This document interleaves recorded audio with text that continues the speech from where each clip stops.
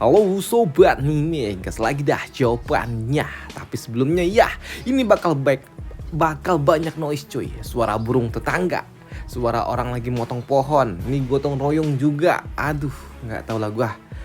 Namanya juga hari Minggu dan tinggal di perumahan jadi ya kayak ginilah.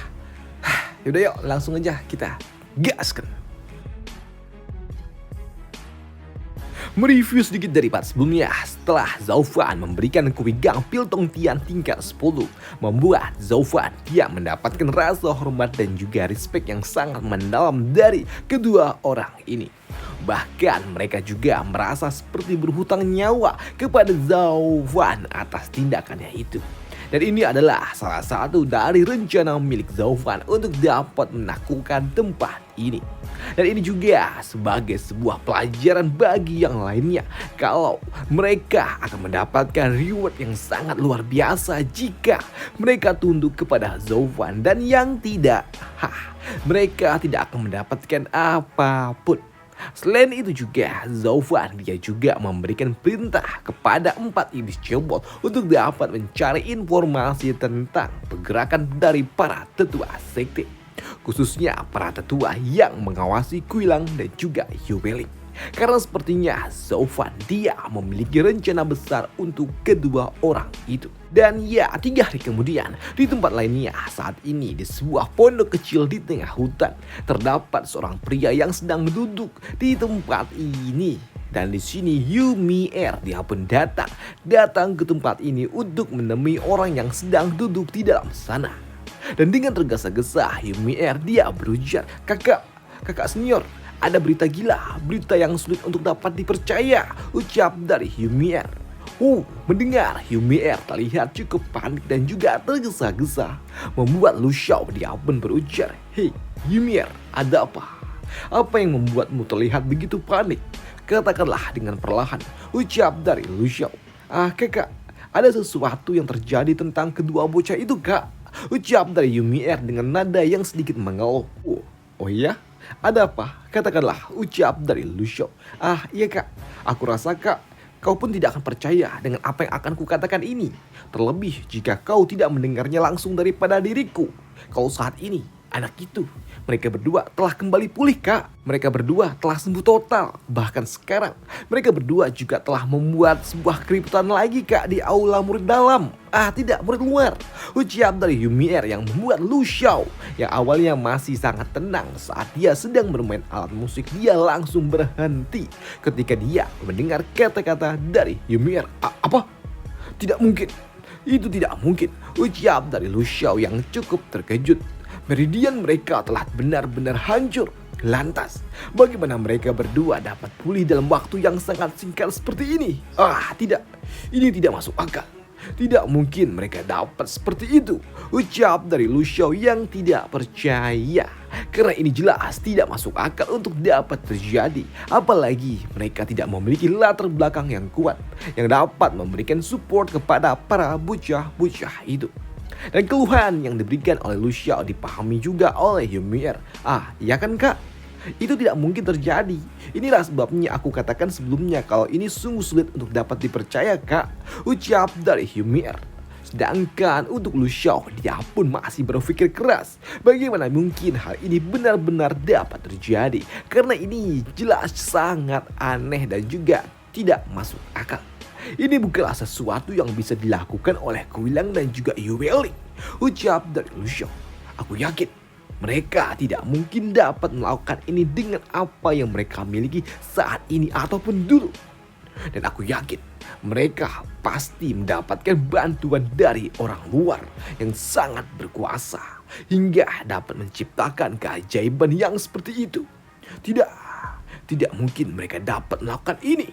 Tapi yang menjadi pertanyaannya adalah siapa? Siapa yang membantu mereka berdua? Ucap dari Lu Xiao. Karena yang kita tahu, bahkan di dalam sekte ini saja, hanya ada sedikit orang yang dapat melakukannya. Ini benar-benar tidak masuk akal, ucap dari Lu Xiao yang masih bingung tentang bagaimana bisa Kuilang ataupun Yueling mendapatkan dukungan yang sekuat ini.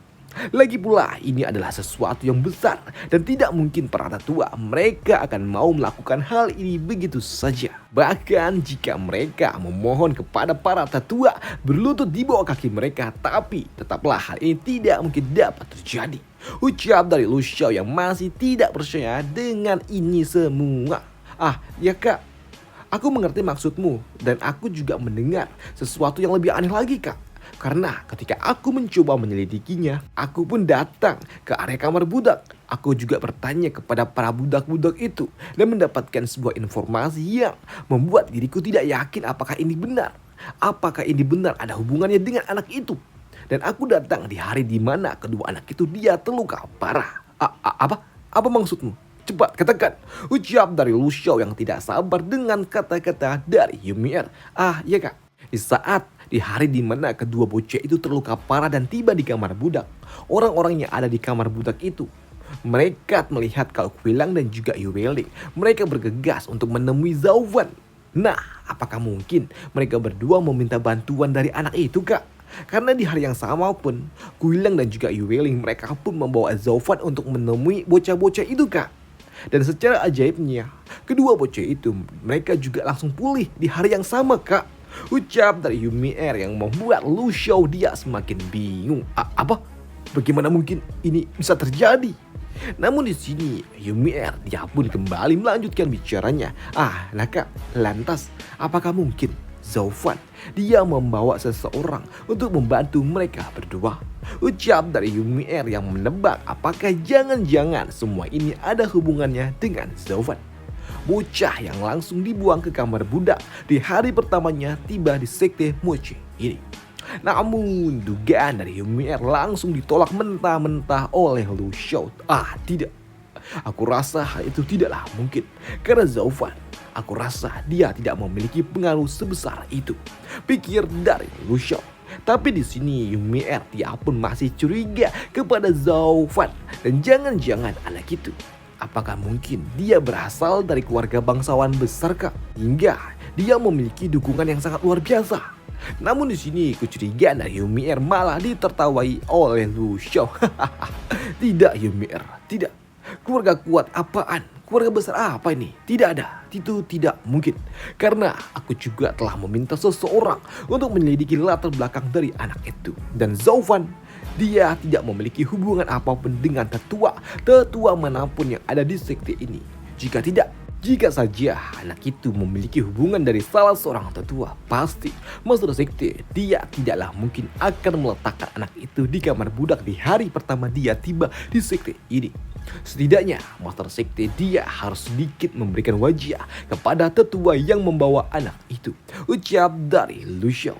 Tapi di sini Yumier yang pun masih percaya dengan pikirannya dengan berujar, tapi kak, Master Sekte dia memiliki pemikiran yang sangat dalam dan sulit untuk dipahami kak. Ya, itu benar juga.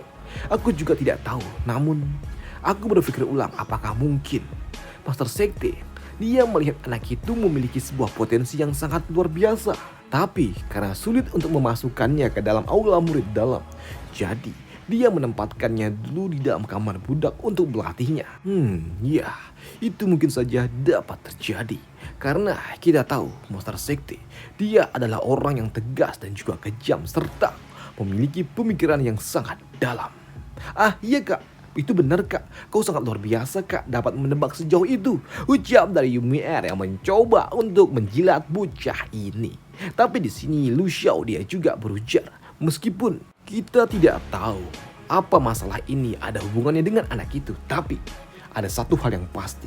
Kita harus menyingkirkan anak yang bernama Zhao Fan itu secepat mungkin. Jika tidak, dia mungkin saja akan menjadi masalah bagi kita di masa depan. Jadi maksudmu kak? Ya, kau harusnya paham apa maksud dari diriku. Ucap dari Lu Xiao sembari tersenyum. Tapi di sini sebelum mereka bertindak, Yumier dia pun bertanya kemungkinan yang akan terjadi jika mereka mencoba menyerang Zhao Fan. Kak, meskipun anak itu tidak berasal dari keluarga yang kuat, tapi tetap saja anak itu dia dibawa oleh Master Sekte. Dan jika kita bertindak tegas kepada anak itu dan ketahuan oleh Master Sekte, lantas bukankah kita akan... kau tidak perlu khawatir, ucap dari Lu Xiao. Kau tidak perlu risau soal hal itu. Bahkan jika Master Sekte memang telah melihat potensi yang dimiliki oleh anak itu, sekalipun aku yakin Master Sekte dia tetap tidak akan pernah peduli kepada siapapun yang dia anggap lemah. Karena sejatinya yang lemah tidak berhak menjadi murid dari Master Sekte. Karena itu aku serahkan masalah ini kepada dirimu, Yumier. Ya, aku mengerti kak. Lagi pula Zaufan dia juga memiliki kultivasi yang ada di ranah Tian Xuan. Dan esensi, energi yang dimiliki oleh orang yang ada di ranah Tian Xuan pasti terasa sangat nikmat dan juga berharga tentunya. Ya, kau benar Yumier. Tapi ingat Yumier, kau jangan terlalu bersikap serakah. Baik, aku mengerti kak. Aku paham batas kemampuanku, ucap dari Yumier. Sedangkan di sisi lainnya saat ini Zaufan, dia yang saat ini sedang ada di area makam para leluhur sekte Mochi, dirinya kembali melakukan kultivasi. Dan sini Zaufan, dia pun benar-benar menikmati tempat yang kaya akan sumber energi yin. Ya, sedikit lagi aku dapat menembus ke lapisan 8 ranah Tian Xuan. Ini benar-benar sangat luar biasa, ucap dari Zaufan di dalam hati. Namun di sini Zaufan dia juga merasakan ada seseorang yang mendekatinya dan itu membuat dirinya melirik tajam ke arah orang itu.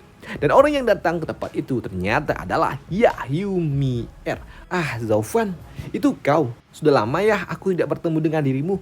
Aku merindukanmu loh, ucap dari Yumier yang datang ke area makam para leluhur untuk menemui Zaufan dengan sedikit basa-basi. Ah ya ampun, tempat macam apa ini, sungguh sangat tidak nyaman.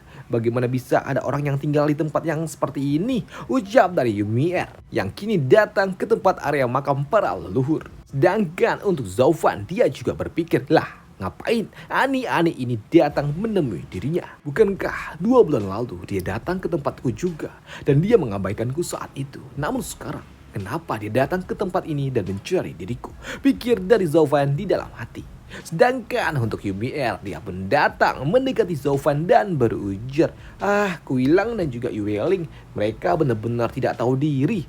Mereka meletakkanmu di tempat yang seperti ini. Dia sungguh sangat keji ya. Namun untuk Zaufan, ya dia pun tersenyum. Dan dia juga bisa mendebak kalau sepertinya aneh-aneh ini dia pasti memiliki niat busuk kepada dirinya. Dan sepertinya berita tentang aku yang menyelamatkan anak-anak itu telah sampai ke telinga orang ini. Baiklah, mari kita sedikit bermain. Dan itu membuat Zaufan dia menjawab kata-kata Yumier dengan berujar, kak, tidak loh kak, menurutku tempat ini ya cukup baik kok. Ya ada apa senior Yumier, ucap dari Zaufan. Sedangkan di dalam hati, ya dia datang untuk menemui diriku. Ini cukup menarik. Ya, mari kita sedikit bermain. Dan selesailah cerita kita di sini dulu, dan ya sampai jumpa di part selanjutnya ya besok di hari Jumat coy. Karena memang jadwalnya hari Jumat. Dan kenapa cuman begini ya? Karena memang dari sananya memang begini. Ya biar kalau misalnya mau enak ya ditabung lah. Tahan-tahan lah kalian nabung gitu. Tapi ya udahlah, kayak mana lagi cuy. Ya memang kayak gini jalannya. Ya udahlah. Dan ya untuk part selanjutnya besok di hari Jumat, ya ini agak sedikit sepertinya ada adegan isep mengisep cuy. Waduh, apakah yang bakal diisep? Apakah si Pablo yang bakal diisep? Waduh, ya jangan dong, bahaya. Dan ya sampai jumpa di part selanjutnya. Bye. Dan sepertinya Feng Hao hari ini nggak update, soalnya gue mau pergi pacaran lagi. Waduh. Dan sampai jumpa. Bye. Thank you. Feng Hao di hari Senin aja ya. Sama Devil Star. Bye. Thank you.